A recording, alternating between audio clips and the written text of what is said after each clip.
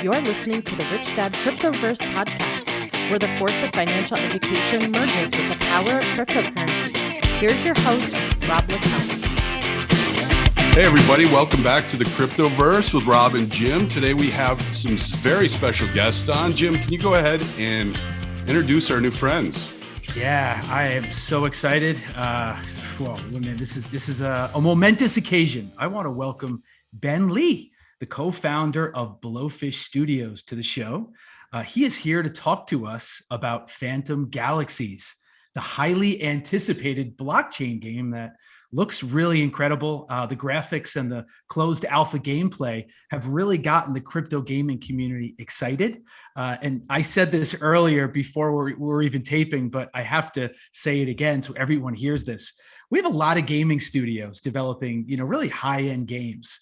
But it was actually great to get for us, the community, to get our hands on a AAA high quality game that you can play right now. Like last week, I did a private demo and I'm watching big time, but I'm like, I can actually play Phantom Galaxy. So, hey, Ben, it's great to have you on the show. And I would love for you to maybe just start with, why don't you give the audience maybe some of your background in game development?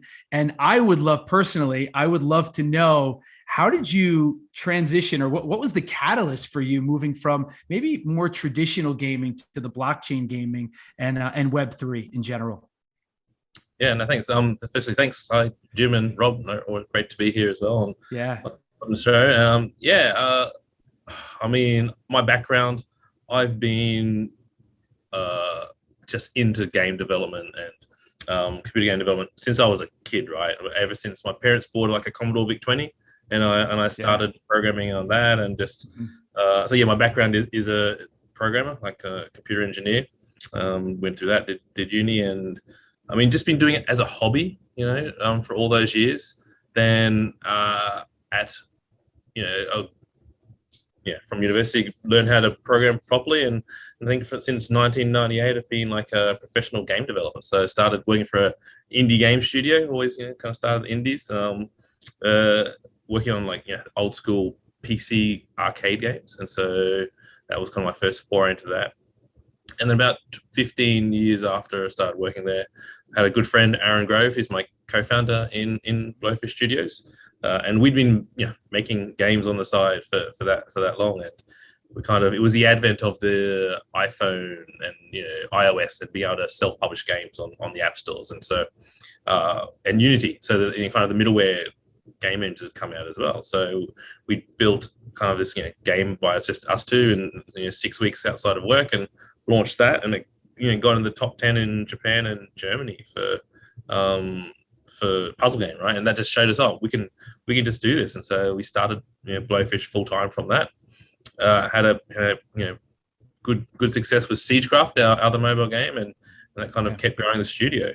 How did we get into Web3 and blockchain? So throughout the whole time from that first game, Siegecraft, for what started Blowfish, it was because new technology, new platforms coming out and kind of disrupting the game industry. And so that's what we've done over the last 11 years now. Started Blowfish back in end of 2010. And that's kind of that progression. So we went from mobile, we did a little bit of free to play, then we went to console games, and then we went to VR, then we did games as a subscription service. All the while, I think the first bit of ETH I bought was back in, it was like $300 many years ago. It did a big peak up to like 1,500 and then dropped down again to like 300 again. So I'd already been through that kind of, not much. Like I had one ETH. Oh gosh, yeah. I think we all have those stories, right? We all can relate. Wish you bought more Bitcoin early on, or what have you. So that totally makes sense. But, go ahead. Were you gonna finish that thought? Oh yeah, so that's just how I kind of started getting into it, and then with NFTs were the last big thing, and I think we've been building Phantom Galaxies like now for nearly 3 years. So that's the thing. What you see there is it's not a small, not something that we've been done overnight. So we've been working on it for 3 years, but that was before we got fully into the blockchain NFT space. So it's undergoing that change, and over the last year where we've been building it out and bringing it to Web3 proper. And through that process is when we got to speak to Animoca and Yat. So I was getting big into kind of some of their games back start of last year, and that's just I really enjoyed it. They had some games that were really fun, and then you have that that true digital asset ownership where you're owning your items, what you're playing with, and it just felt like the perfect kind of fit for Phantom Galaxies and the scope that we've grown it to. And the pitch was imagine just a Web3 blockchain version of Star Citizen, right? It's like that's the perfect thing. It's what you'd want, or EVE Online kind of thing there. Absolutely. So that's I love it. That's cool. For the audience, I don't, there may be people that don't know, like you mentioned the name Animoca. So for those people that don't know, it's a Hong Kong based software and venture capital company. So you mentioned Yat, right? So can you tell me something about him, man? That's really cool that you get to work with him. Or how close do you actually get to work with him? You see him, once in a while, or? I mean, yeah, really, really close. I mean, with the pandemic, we've never actually met in person yet, but lots of video calls. Wow, that's interesting. Email. So yeah, that makes a lot of sense. Yeah, being in Australia, we're locked down. But no, so we, Blowfish was actually, we were acquired by Animoca last year. So middle of last year, in July. But that was, after speaking with Yat for over 7 months, and so I got to meet him 7 months before that. Like he's a true visionary in this space, and he's absolutely, he's been driving Animoca to down this pathway for quite a while now. But no, like a lot of the high level, the tokenomic side, so he's actually got a great interest in product development, and so some of the things we'll talk about later, with the planets and planet sales like that, a lot of that is his actual thought process and design about how he sees P2E and on blockchain games heading towards. So he's got quite a good involvement. Yeah, he's got a lot of projects that he's looking of, but yeah. Oh, I'm so glad you mentioned that, because I would, anybody that is in this space, I don't think anybody would have known that. I never would have guessed or fathomed that he really had some influence like that, in the actual game itself. So that's really cool. That's really interesting. Hey, let's actually get into the game itself, if you don't mind. So Phantom Galaxies, right? It combines open world, space sim with fast-paced mech shooters and a captivating story. And it's an action shooter with RPG elements. And I personally love the open space gameplay. I'm fascinated by that. Really resonated with me right away. So in my estimation, I think many of the greatest games are built on really simple yet engrossing stories that have the power to unify people across all socioeconomic backgrounds. So, for me, you have to relate, right? You're playing a game, you have to relate to the characters and the storyline. So can you touch on a little bit, how does Phantom Galaxies endeavor to do this, to create that kind of environment where people really can get connected that way? Yeah, no, I mean, so for the story, the narrative with Phantom Galaxies, that's, like I said, we've been building the game for 3 years now. And the story actually came first. So we had a full-time writer that's written reams and reams of lore. So it's not just what you see in the game. We actually have folders and folders of lore about the world, how it came to existence, right? So you haven't even seen that part of the origin story of Phantom Galaxies, and where when you come in now and where you're playing, there's centuries of story that's been written before that. And one of the reasons is I love narrative games too. So that's been any kind of game we do, I always try to put that into there. One of our first games, Siegecraft, total casual kind of physics flinger, but I just love putting stuff into that, just writing into that. I'm not a great writer, so that was bad writing, but we have proper writers now, so that's really good. Hey, your strengths, man. You know what your strengths and weaknesses are. That's important, right? Yeah. And so, no, definitely. And so, so just knowing that, like I said, so we worked with a writer to build that lore out. We have a whole writing team now that's working on the lore and stringing and creating that world. But about 2 years ago as well, we brought on Kevin Grivix. I don't know if he's a creator of the Underworld movie franchise. He's a writer of that, and I Am Frankenstein. So yeah, he was great. So we actually flew him over to Australia from LA for a couple of weeks, and he worked on, it was a separate game. So we were doing an origin story for Phantom Galaxies, a bit more like Uncharted style game. So that's still there, that playing. But bringing him over and getting him to sit down in the writer's room with us and go over that, he helped us also then build this story arc. Right now you're seeing the tiniest little bit, right? And we have this whole story and world written for transmedia, for games. So we've got we've been leaking it a little bit. We've got a whole comic book series that's being written and awesome. Illustrated now. We've got an anime that we're also working on just a short film there. But it's about the IP and the world and the narrative, but then just having that many people involved and great people involved just means that we keep tweaking it. We've been able to see. Someone will see, oh, well, there's a bit of a gap hole here. So we've gone back and we've just, it's sci-fi, right? There's always going to be holes. So, it's not about that. But it's about, just thinking, okay, now we can tweak this a bit here. And this bit doesn't quite, this doesn't make like a lot of sense. And so, but yes, bringing in Kevin in was great in that he brought in that kind of big story arc that's more above what Phantom Galaxy stories you see now. So you'll meet different factions in the game, and we have whole arcs written for those, or planned out, not written, planned out about how they go next years. And so that means that while we can build out this game right now, we also know where we want to take the stories and the missions in this IP. Yeah, you know what I love too? You're really giving people insight into. You alluded to it earlier, Rob. I love it that this game 3 years in the making, and how much time and effort and energy goes into this. And I hear the passion, in your voice that you have for this.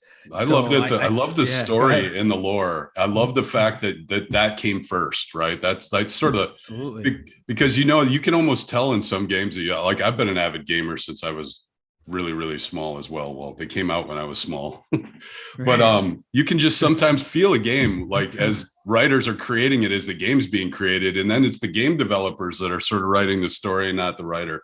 So I really appreciate the fact that you guys actually had a full story and you have lore. And it reminds me of sort of like the Marvel universe. There's so much to that. I have friends of mine that are insanely well versed on it. It is I've seen everything by Marvel. I don't have any idea what the heck you're talking about. So that's really incredible that you guys have that. And it's a bunch of IP, and it gives you opportunities to branch into different opportunities. Yeah. So, I'm being redundant. Hey, Ben, I got to ask. So what's the biggest challenge that you have faced? There must be a lot of failure in stuff like this, and moving forward, and this doesn't work, and all right, this works, but how many times does it really take to find and tweak things? So what's the biggest challenge in a project like this? Because it's monumental on so many different levels. So maybe from a macro view, is there anything, that you could maybe tell us? No, for sure. And like you're saying, the challenge is monumental. We're making what we're hoping to be the biggest AAA blockchain game there is, and we've got a good start for that. So. Yeah, you can assume all the different little challenges around tech and development that any kind of game studio will go through in that kind of development hell that you're trying to get through to a point. But I think from a macro point of view, it's and it's kind of unique to Web3 and blockchain gaming. I say a little bit in that the community involvement with blockchain games is paramount, right? It's number one. And so, we recognize that, we realize that. So we're always in the Discord. We're always trying to give information and roadmaps. And this is where the biggest challenge is that. And you'll see this a lot of projects too, right? We need to do that. We need to be able to say, this is what we're trying to do. But then all those other kind of low level issues that come up, and like you said, things just don't work sometimes. We have to redo things. Even just booking in an audit team for our smart contracts. Sometimes we'll get them in a week. Sometimes we have to wait a month. You can't. We're not, and we can't line up months in advance, which right, we'll have to start doing. But even trying to hit that is getting harder and harder. So what that means is that yes, we're communicating to our community as much as we can about timelines and dates, and up to now we've hit them pretty well. But then the challenge is that, of course, there will be delays. Sometimes there will be changes to that. Some of our plans that we've laid out, again, trying to give people comfort in utility and how the game's going to be rolled out. Some of those plans will change as well. So the biggest challenge is just how to be as transparent as possible, but also keeping expectations set properly, listening to community feedback and bring that back into the game, but doing that all while we have those development challenges and those delays. And so that has been a very big difference and big challenge to traditional gaming, right? Traditional gaming, we'll spend that 3 or 4 years making our game, get it ready, launch it, and then it's kind of done. But with this, it's like all the steps along the way and building the community up. But it's been fantastic. I think especially in both in our Discord and our Twitter, we have an amazing community that's so positive and supportive. It really surprised me in how, it just did surprise me in how positive and supportive our communities are there. And part of it, I think, is because of how we communicate and how we're transparent, and we're all about community building rather than just trying to hype the game. So that's one thing that we have our game. Like we're in a good position, like you said, our game is playable, and a version of it, and you'll be able to play that. So we don't have to hype that part of it. We can just say, here it is. This is what we're doing. But now, we're just building. And part of that, I mean, I don't know if you know, but every now and then, I was doing it a bit more. I'm a bit busy now, but I'll jump in the Discord every now and then and just chat. I'm in the Discord. So I'm not. I don't have time to get in there a lot, but I'm in there, so I check for updates and stuff. Yeah. So you'll see, I'll just jump in for now, just answer people's questions as well as I can. It's like not giving just not giving anything away that's like super secret, but just whatever I can, ask a question and just give that kind of informal AMA like that. So I think that helps as well. Yeah, what's interesting about that? I love that you're talking to the fact about being transparent, and I think that's imperative, for any game, the team to do that. Wouldn't you think that people, even in traditional gaming, that they would be maybe captivated or interested or intrigued by the fact that there is a place that you can really belong? There's nothing like being in a Discord server with a group of other people that you're playing this game together and you're talking about the whole ecosystem and the different characters, and you're sharing that experience with others. And not that of course you can do that, and people do it with traditional gaming, but it's different. And I think you're kind of speaking to that. And I'm hoping that more people will see that as the AAA quality games. And you're really a first mover in that. So I'm hoping, that's part of my hope. And I'm sure I'm preaching to the choir, right? That it would be something that people would, it would resonate with them. Would you agree with that?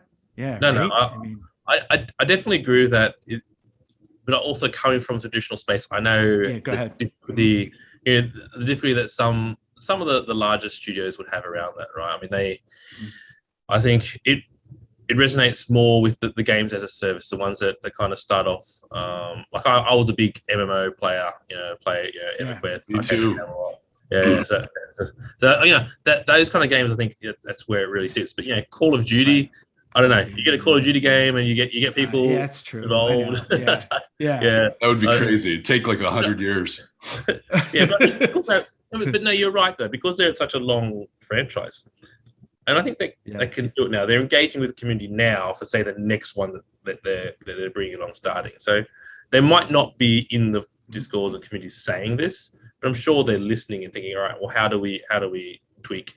How do we tweak our next version, or where do we take our next version, our next sequel for that? But I'm going off a little bit off of some of even my questions, and it's just cool to have an organic conversation. Right. What do you think is going to be do you see something as being the big catalyst to bring people more on board into blockchain gaming and to see the future of this and how attractive it is in a myriad of ways? But is there something that you see that could be the catalyst to onboard a lot more people that are already playing traditional games? Is there something you see down the road that could happen? I mean, I think it's already happening, and it's, I guess, definitely not to a small extent. Yeah, I'm with you. Yeah, I mean, you've got.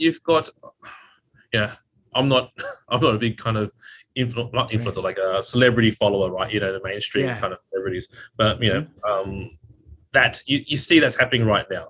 There's so many more celebrities now that are embracing engaging Web3, and sure, it's from a kind of a shallower perspective. There's quite a few though that aren't, that are getting right into it, like Paris Hilton them, and even I don't really count them, but I know what you mean. I'm kidding. I know what you mean. Yeah. But as part of trying to bring people into the ecosystem, absolutely, that's exactly how it works, right? No one, the billions of people out there aren't going to go, oh, look, Ben Lee's made a game, and they're I'm going to get into. Hey, you say that now. Wait a year. Let's see what happens. But I mean, that's part of it. But the onboarding. So I think right now in the US, there's quite a big change going along with the regulation and getting some regulations in place. And so, Coinbase, the whole NFT thing, I think that's going to be a big deal. I think also, look, to put it, be transparent, be upfront, is the climate effect of crypto is a big, the energy usage is a big thing. And it's also important for me as well. And that's what, we're going on Polygon. And I think I'm here, though. I'm a believer that the whole ecosystem will move to a better kind of framework, and the blockchains themselves will move to a better experience for that. And I think that also plays a big part into people wanting to embrace it, because it's a very vocal point that people can talk about. And when you get into embracing new technology or products, peer pressure makes a lot of difference. And so you don't want to be that person and everyone's like, oh, why are you getting to that for? It's like, you kind of thing. And so I think while it's not important to some people, or the importance is, we know that things will get better and we're changing, and in relation to that, I think all these things kind of coming together is what's going to affect it. But like I said, I think a lot of the catalysts have actually been happening. Countries being more open to crypto, banks being a lot more open. Here in Australia, where DAOs. There's a proposal by the federal government here that DAOs will be a legal kind of structure, right? So there's definitely a lot of countries around the world that are embracing blockchain a lot more strongly, and that's a big thing. Our banks here, our big banks, support crypto payments, and they have that was a big deal for here in Australia. So we're very jealous here in the States, but I'm in New York, so the regulations are even worse here. But hey, let's get into the game a little bit for people, because in a little bit we want to see some gameplay, and I want you to show off, right? Can you maybe delve a little bit into some of the player activities, such as raids, missions, operations, quests, so just some of the different formats that we see there? And I'd love to ask you after even about the white paper. Hopefully the white paper is coming out soon. So go ahead. Maybe. So what you're playing here, we released our alpha test, the first episode in December last year. And what this is, it's really the opportunity for us to show off the core gameplay and to get feedback and to measure how people enjoyed the game and the core gameplay, which is going to be what you're going to be doing kind of over and over again for the whole game. And so we've done that, and we've got some really, we've had people have loved it, right? So we kind of blended in that whole real like NFTs and kind of how we're blending gameplay. So we were always going to be gameplay first, and then blending that with the NFT space. Like you complete episode 1, you can claim your badge, and that's kind of starting the process of how we're going to involve the the items and gears. Everyone just assumes the gear you're going to be winning and earning in the game is going to be NFTs, and that's entirely it's 100% true. So, but again, it's bringing that and getting traditional games as well aware and kind of going, oh look, I'm getting these items now, and I own them now. They're mine, NFT. So that's been really cool. But so we've seen that the core gameplay, people love it. They've got to the end of the episode and achieve their goal, but then they keep playing it. They're like, oh, there's still, I can keep playing and grinding away and buying more items. And so just by seeing that with no actual financial, we've said this. At the end of this alpha test, your save game is gone, right? It's not going to carry over to the real game. So but that's just shown that people just love playing the game, and that's been, that's really cool. Now we are there's some changes that are going on to the gameplay. Where we're focusing more on the gear, and it's going to be a gear game style game, so concentrating more on the gear. You've seen the light paper how we have the Starfighter fusion process. It's not in the game yet, so that's going to be one of the main driving forces, right? Where you get to upgrade different parts of your Starfighter. You're going to keep leveling up your avatar as well. And what, where you're asking about, what are these raids and all this stuff. So that's the core gameplay that's going to drive that ecosystem around that, right? Can I cut you off really quick? I was just curious, well, like, what platforms is this available on, or like what OSs, or like where can people play it? Currently, we support Windows and Mac. So okay, yeah, okay. Yeah. And you go to our website to download the game. Just need a Halberd. Yeah, it's super simple. Yeah, can you explain that for anybody maybe that wants to? And again, you're going to be showing some of the footage. Just so we're clear, I'm one of the ones that wants to. So please explain it to me. No, yeah. So Ben, explain to the audience, and a lot of listeners maybe have played, but how would somebody that doesn't know anything, they're listening to you talk about it, they're hearing this conversation, what are the steps that they would need to do to get involved here and try it out? Yeah, so our website is phantomgalaxies.com. Go to our Discord, do a search for it. We'll have the links later. But what we've done is that anyone to play the episodes in this alpha test, you just need to own any one of our Origin collection NFTs. So at the moment, you need to go to OpenSea and because we had a free airdrop last year where we airdropped over 500,000 of these NFTs to anyone that kind of went to our website and registered. But now that's completed, so you need to go to OpenSea and buy one of the Origin NFTs. And I think the base price for like a hub is like $10, right? $10, yeah, it's cheap. Yeah, and that's an Origin series NFT, which has other utility. Which if once you start digging a bit deeper in our Medium and our Discord, you'll see it has they're kind of the keys not only to the game but some collectible starfighters and avatars as well. But yeah, so you have that NFT in your wallet. Look, we recommend at the moment just MetaMask, something simple like that. Go to our website, connect your wallet, and it'll see that you have one of those NFTs, and then you'll be able to essentially download the game on Windows or Mac, and you'll be given kind of an access code, which is similar to, say, like any kind of redemption key for like Steam or one of the platforms there, right? And when you enter that into the game, it automatically knows it's communicating to our server. So yeah, and that's how you get in and play the game, and it's linked to your wallet on the server. And so when you finish episode 1, we know that, and then you can go and have access to claiming and minting other NFTs based on your game completion. But it's very simple. There's a launcher where you just need to download, and then it'll download the rest of the game. And for updates, as we release updates, it can automatically update the game from there. I'm worried that Rob's not going to see his family now, or he's not going to sleep. He's going to be up playing this game. You should be more worried that I'm on OpenSea right now, getting ready to buy one of the NFTs. I love it, man. You're going to love the game. It's great. All right. So, hey, Ben, discuss some of the like in-game assets like that players can like purchase in the game, like space stations and, planets. So looking at the light paper, right? The light paper, and again, can't wait for the white paper to come out. I'm sure that's going to be at some point in the near future. You seem to be incentivizing and rewarding the people who are most active in playing the game, right? So first, would it be a game that is it safe to say this is a game that people need to play to really get rewarded in terms of the economy and just, the whole ecosystem? Or are there ways to, because at Rich Dad, we are part of the tenets of who we are. We want to find ways to generate passive income, right? That's important for us, and cash flow, right? Right, Rob? So, if you could even get into that, maybe start with, I don't want to get too ahead of ourselves, but maybe start about some of the in-game assets, talk about that first and whet the appetite of people that are listening here about that.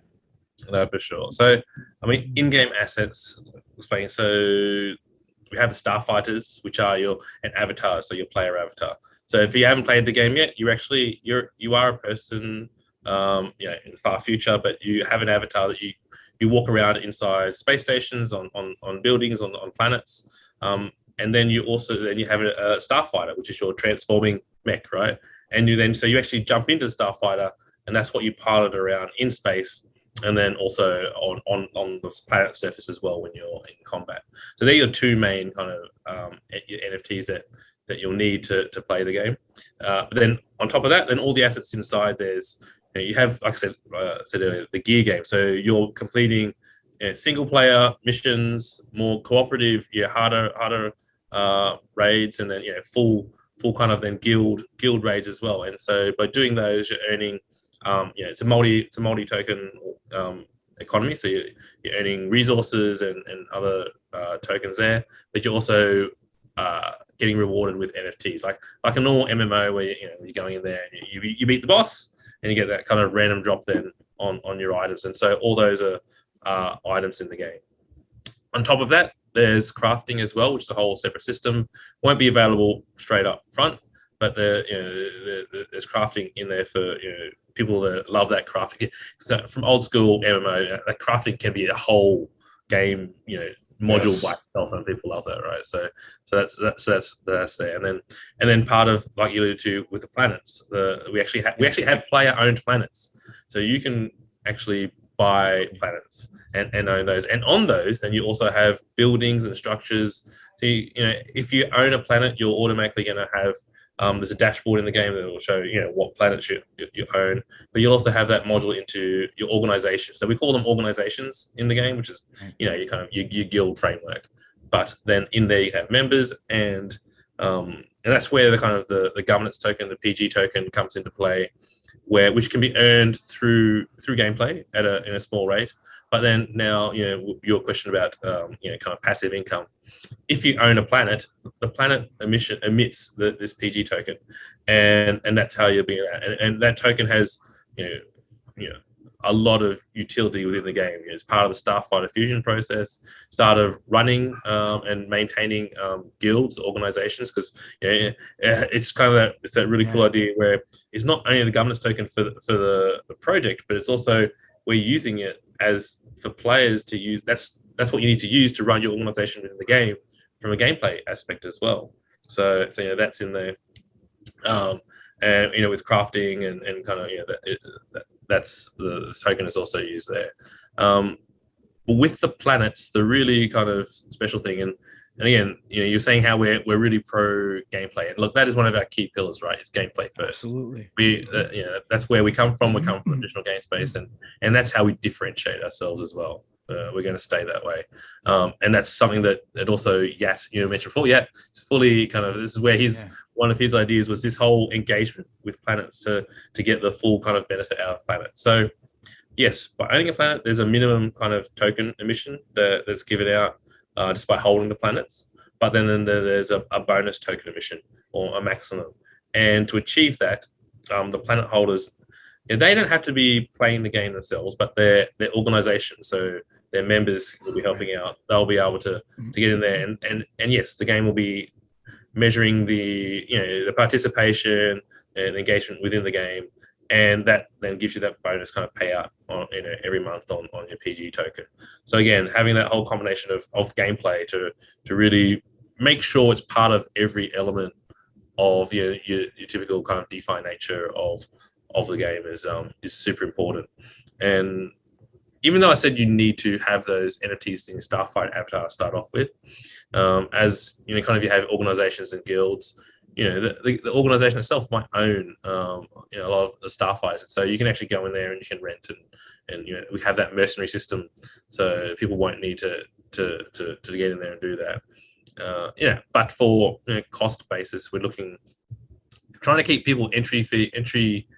If you want to own those NFTs straight away to get in, we're looking at like the cost of a AAA game, and from there, then you can get in there, and then you just play, and while you're playing it, and you're earning all the other NFTs and tokens, and moving on from there. There's no way to play and earn a planet. That is our bit. You got to go there and do that. Sure. And we're at the moment we're still we've just completing the first private sale for the planets. Then we're if you're on the Discord, you'll see we're doing a public sale as well. But again, what we're incentivizing or through that is we have this like pre-sale ticketing system. And so one of them, we had this kind of hopeful role, which we airdropped, 2,500 NFTs to our first, was meant to be 5,000 Discord members, but only 2,500 registered at the time. So I didn't know that. I didn't know that. So only 2,500 people got the NFT, and so that's right. That's all it is. And so they, because of our biggest supporters, they get first access to the public purchase. But then we have pre-sale B, which is second round, and to participate in that, where essentially any holder of a episode medal 2 NFT, which you claim this by holding the keys to get into each episode, not to get into the episode. There's a poster associated with each episode. It's an Origin poster. So if you have Origin poster 2, and then you play and complete episode 2, you get to claim this medal, completion medal. So it's a nice medal NFT.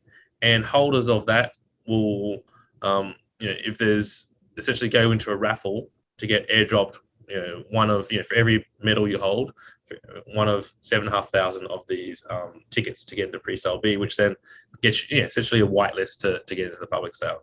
So again, it's that mixture of we're just coming up with like designs and strategies to make sure the gameplay is involved, as well as with the NFT ownership and having a good understanding of how normal DeFi kind of works in Web3, and that comes in. All right, I'm gonna move on from that pretty quickly. No. It's like with that DeFi aspect, right? We also have things in the game like rogue planets. So again, still related to planets, but there's rogue planets that'll be released later, and you'll get linking with how you're asking about gameplay. So there's PvP, so they're kind of guild versus guild combat. There'll be these rogue planets that are owned by Phantom Galaxies, but they'll be controlled. They'll be fought over by everyone, by organizations in the game. And once you've won, I guess, that ability to own it, then the organization gets to stake their PG token to the planet, and that kind of shows your control over the planet. So then, while you've staked the planet, you'll be receiving the emissions that the normal planet holder would be getting from it. So you don't own the planet, but through combat, you'll be able to earn the emissions from that. So somebody else could take over the planet if they wanted, correct? Yes. I was just not to get too far in the weeds, but does that mean like the more holders you have in, say, your guild, like the stronger your hold on the planet? Like, I know we're getting way in the weeds, but it's hard not to. It's going to come down to that. The more you have, but also the skill and how you can do that. So, but there's going to be different planets. So we've already got 5 different sized planets, right? Which your large planet down to your small asteroid. Tell them how expensive the large planet is. It's only pretty cheap. 100,000 US for large planet. It's there's only 165 of those in existence ever, right? So again, fixed supply. Asteroids, we have total supply of 70,000 small asteroids. And look, these are great. Like I explain this to people. I mean, for me, I'm a big fan of like Expanse or whatever. So if you were watching that, you saw have these like secret science laboratories on hidden away in like an asteroid field, right? So they're really cool. And it gives people like $350, like 0.1 ETH. So you can own still a planet and then a bit of land and be able to build in that. So I think that's get a piece. I love it. You get a piece of the action. That's awesome. Exactly. No, I thought that was everything's been really well thought. What I've seen in the light paper. Hey, there's something in the light paper I want to hit, and then I promise everybody we'll get to some gameplay if people haven't seen anything. You said in the light paper, it says by inviting other blockchain projects to take part in the Phantom Galaxy universe, we will create a multiverse that showcases NFT interoperability at its finest. So to me, that was like, that stopped me in my tracks, because that should be the vision, right? Of what we're really looking for, interoperability. So I would love for you to maybe talk to that. And because that really excites me the most. I know, a lot of people out there probably listening that are into, blockchain gaming and Web3. That's the way it's supposed to be. So that was in there, and that's a goal that, you're shaping things around is pretty neat. Yeah. No, I mean, it's, and for me too, I've also said, I'm a proper kind of crypto degen. I participate in lots of other NFT projects and coins and things. Yeah, it's just, it's fun and exciting. And some I think are doing really well, and I really really love their vision and what they've created. And so part of that now is because, like I said, interoperability, right? We're all sitting on that same framework. We can, any holder can hold. In my wallet, I can hold the NFTs from any of those projects. So part of what we want to do, and we're talking to different projects about this, is bringing, if you hold like an NFT from a different project that we've come to an agreement with, because we need to implement some of that in the game.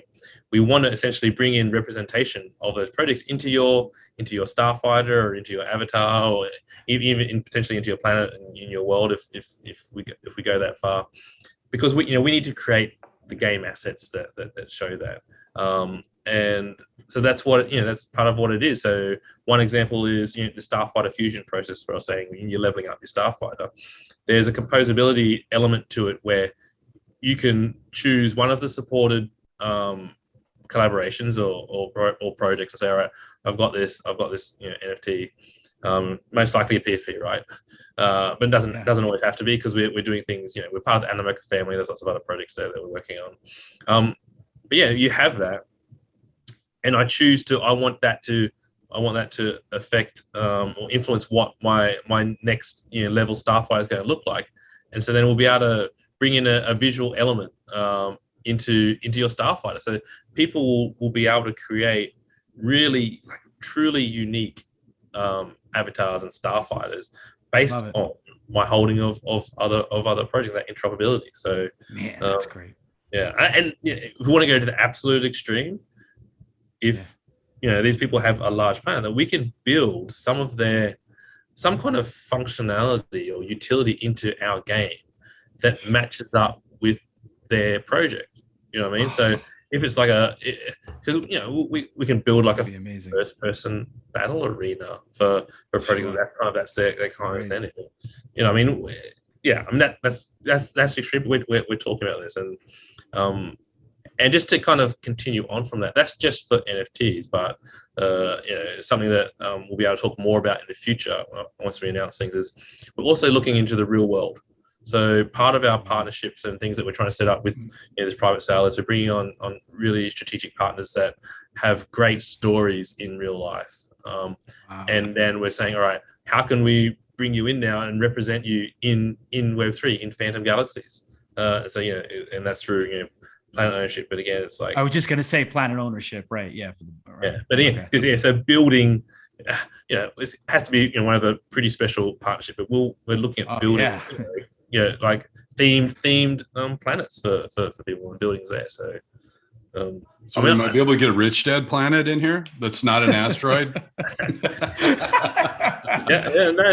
Definitely possibility, right? So that's exactly what it is. It's just we have these chats. I mean, we're all excited by the possibilities of Web3. Absolutely. And that's when we can see that in people and partnering up. We're just excited to be able to work with people like yourselves and they're excited because it just lifts the whole space, right? And I think that's another important thing that people say about this community is that we are all kind of invested in lifting the space, and that's why we acknowledge the bad actors in this space, and then we try to make sure that we get rid of them. So and help people to plenty of those.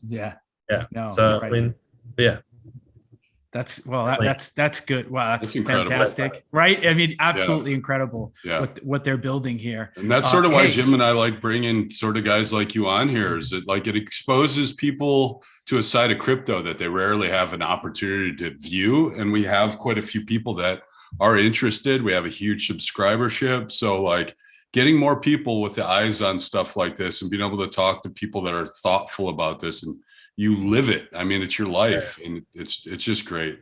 I love bringing this to our community. Thank you, and I love chatting about it, like talking about it always. So. Yeah. Listen, you're so articulate. It's great. Can you possibly tell the audience or give us a time frame? When is episode 3 going to be coming out? Anytime. Where you can say, or you can't say anything, maybe, I don't know. Try to get as much extract as much information as I can. I think no. So we're in parallel development. So we're concentrated or focused really now on the planet sale, on the public sale, getting that implemented and released in next month. But there's a chance, there's a possibility that episode 3 will drop at the end of next month. Or around that spot. So it's already in kind of testing now. It's in QA. If you noticed, we actually support a lot of languages in the game. So we've gone and localized it for the common languages, and so it's gone into localization. So it's off to the localizers now, and and that's the thing that I guess people that we're sharing about game development in itself, right? There's so much that goes into it. So even just getting this localization, we can't send the script away until it's final. And it's not really final until it's gone through at least a fair bit of testing and making sure that's all good. And then we send it off to localizers, and they need a couple of weeks, right, to go through to all the text. And then it comes back to us, then we have to integrate it, then we have to test again. So even though the gameplay itself is all complete, we always taking the feedback from the previous episode. So we've got all that kind of the bug reports and comments and feedback there, and we're bringing that over, and that's always being implemented into the game as well. And so there's just all these different things, bits and pieces that are going along. Always doing some optimization, trying to let it so the game's playable on as many devices as possible too.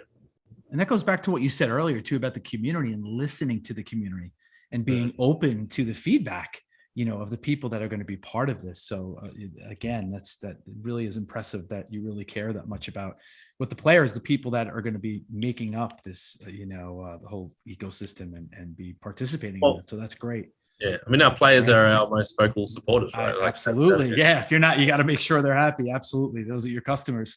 Hey, can you show us, I would love for people to see, some gameplay here and get them more excited, get them hyped up for what awaits them if they have not tried it yet. And I'm so glad that you went through that earlier. That would be great. So you want to share your screen? Yep. Oh, okay. Cool. Appreciate it. Let me. Rob, I'm telling you, you're going to be addicted. I know. I'm sitting here looking at it. It'll take you about 4 hours, right? Ben, is that fair? It's going to be about 4 hours. It'll take you 4 hours. Yeah. I'm a professional gamer, dude. I'll be done in an hour. Dude, I'm going to kick your butt when we start. I hope this is working here. So we've got some sizzle reel how we're playing through here. So this is real gameplay. You see the transforming mechanism. I mean, this is the thing that when we started working on the game, just getting that prototyped out, it was like it was so amazing. The devs did animated a great job on getting the feel. I'm a big Transformers and Robotech Macross. I know you are. Yeah, me too. As growing up, absolutely. Yeah. How could you not be? So I saw that. And you can transform at will, right, when you're in space. And so I think it's super cool. Jeez, it's going to be amazing. Oh, dude, it's incredible. Wow. The graphics are amazing. It's a AAA quality game. You just don't really, and it's something that you can actually play now that we keep saying. So people need to hear that. And this is something that games, hopefully this is like what they're looking up to, that this becomes like the gold standard. Hey Ben, what's a game? I got to ask you this too. What's a game that you're looking at aside from Phantom Galaxies? Is there a game a blockchain game that you're really looking forward to releasing this year? Releasing this year? I mean, there's quite what's supposed to be, right? Crypto notorious, pushing things back, but is there anything that you're looking forward to playing? There's quite a few, but the thing is that we're also working on other games as well. Yeah. So I'm actually really excited for them to come out because we're part of the build development. Sure. We just announced, we're working on Aradina Warriors, which is really cool. And that's like a turn-based, medieval strategy game, and I love those kind of games as well. So that's really cool. I just went and minted an Imposters. Yeah, same here. Yeah, I got that or one of those. So Elio, let's get that going. Really, yeah, that looks really. Yeah, it's fun. It's very different. It does look good. So yeah, it is different. Looks good. Yeah, I hope so. I'm hoping I've got some Huxley stuff. That's Ben Morrow's amazing artist. No game announced for that, but I think that'd be really cool. That's awesome. Hey, Yeah. I so appreciate you sharing some of the gameplay there. And listen, that's just a tiny tidbit, an infinitesimal, like small piece of, everything that we can see, right? And this is closed alpha. So, hey, and my last question to you, ready? And this is how I want to end the conversation. Where do you see, right, blockchain gaming and Web3 in the next, let's go 2 years from now? Where do you see things? Where do you see the adoption? And, what are we looking at in terms of these games, moving a couple of years ahead? Take me to the future. What we're going to see is what happened with free to play in the kind of the mobile and the PC gaming space, but accelerated. It's facing similar kind of roadblocks to what free to play had there, but we're way past that. Free to play in that space started off in the mobile stage. Right now, we're not. Phantom Galaxy is massive, AAA game. There's more games like Phantom Galaxies that are in development, and they'll come out over the next 2 years. So I think where free-to-play gaming took over is now over 50%, I think, of the game revenue and game sales or the game market. I think blockchain gaming, if we can get the onboarding process and smooth that out and making the user experience for non-crypto people. That's the hard part, right? That's the hard part. That's the hard part. But how fast this space moves. Like 2 years is eternity. I know. That's why I'm saying. I know. 1 week is like a month. Like you look at it, it's like, oh man, it's like everybody says that. Yeah. So I think you're right.